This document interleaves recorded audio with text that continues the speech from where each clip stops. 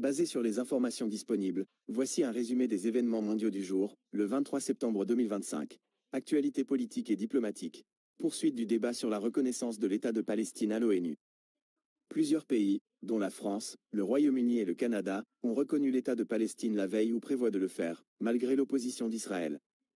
Le procès du président de l'Assemblée nationale de la RD Congo, Vital Kamerhe, a débuté à Béni. En Centrafrique, un procès concernant le chef de guerre ougandais Joseph Kony est en cours.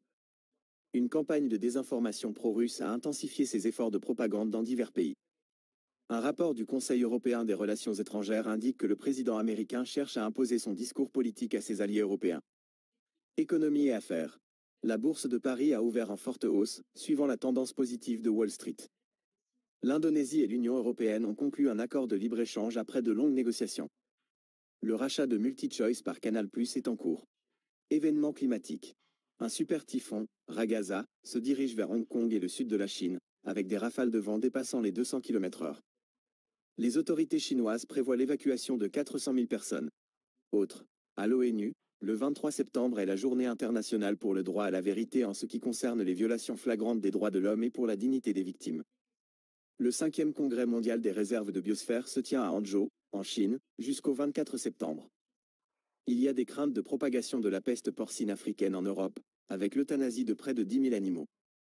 Le trafic aérien a été suspendu dans plusieurs aéroports, notamment à Copenhague, après que des drones ont été aperçus, soulevant des soupçons sur une implication de la Russie.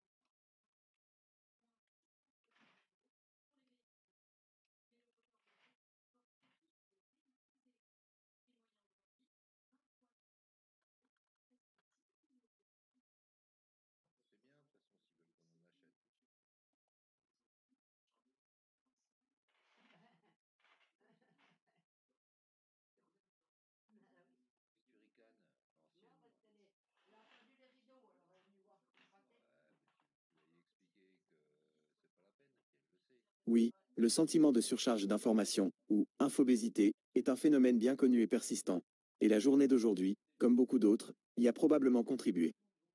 Il est difficile de quantifier une surcharge de manière objective pour une journée donnée, mais on peut analyser la situation à travers plusieurs angles.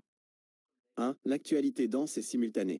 La journée du 23 septembre 2025 a été marquée par plusieurs événements majeurs et simultanés, comme la poursuite des débats à l'ONU sur la Palestine, les procès en cours en RD Congo et en Centrafrique, les développements économiques et financiers, hausse des bourses, accords de libre-échange, et une alerte climatique majeure avec l'approche d'un super typhon. Chacun de ces sujets a été couvert par de nombreux médias, créant un flux constant d'informations provenant de diverses sources. 2. Le fonctionnement même des médias modernes. Les chaînes d'information en continu et les plateformes numériques sont conçues pour un flux d'actualité sans interruption. Cela encourage un traitement rapide et constant des sujets, parfois au détriment de l'analyse en profondeur. L'effet de panurgisme est courant, où de nombreux médias se concentrent sur les mêmes sujets au même moment, amplifiant la sensation de saturation. 3. La perception du public. Des études régulières montrent qu'une partie significative de la population ressent une fatigue informationnelle. Ce sentiment n'est pas lié à un jour en particulier, mais est une tendance de fond. L'abondance d'informations peut rendre difficile le fait de mieux comprendre les enjeux et de voir les choses de différents points de vue, ce qui contribue à un sentiment d'impuissance et de lassitude. En conclusion, bien que l'on ne puisse pas dire que la journée du 23 septembre 2025 ait été exceptionnellement plus saturée que d'autres, elle s'inscrit dans un contexte où la surcharge d'informations est devenue la norme. Les événements de la journée, combinés à la nature des médias modernes, ont très probablement renforcé ce sentiment chez de nombreux consommateurs d'actualité.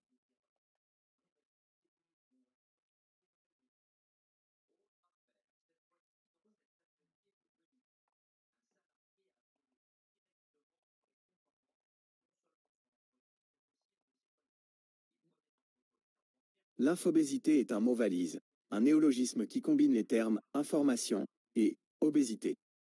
Il désigne un état de surcharge d'informations, une surabondance de données que notre cerveau a du mal à traiter, à trier et à assimiler. Ce phénomène est directement lié à l'ère numérique et à la multiplication des sources d'information, Internet et les réseaux sociaux.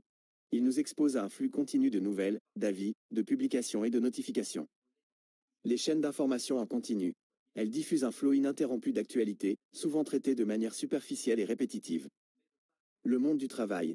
Le flux constant d'emails, de messageries instantanées et de réunions virtuelles contribue également à cette surcharge. Les conséquences de l'infobésité peuvent être multiples, tant sur le plan personnel que professionnel. Fatigue cognitive. Le cerveau est constamment sollicité et n'a pas le temps de se reposer, ce qui peut mener à l'épuisement mental. Difficulté de concentration. L'attention est dispersée par les nombreuses sollicitations, rendant la concentration sur une seule tâche difficile. Stress et anxiété. Le sentiment d'être submergé par un flux d'informations qu'on ne peut pas maîtriser peut générer du stress et de l'anxiété. Diminution de la productivité. Le temps passé à trier et à traiter des informations non pertinentes peut réduire l'efficacité et la productivité. Brouillage du discernement. La surabondance d'informations, y compris la désinformation et les fake news, rend plus difficile le tri entre le vrai et le faux, l'essentiel et le superflu. En résumé, l'infobésité est le pendant informationnel de l'obésité physique. Il s'agit d'une consommation excessive qui nuit à notre bien-être et à notre capacité à fonctionner de manière saine et efficace.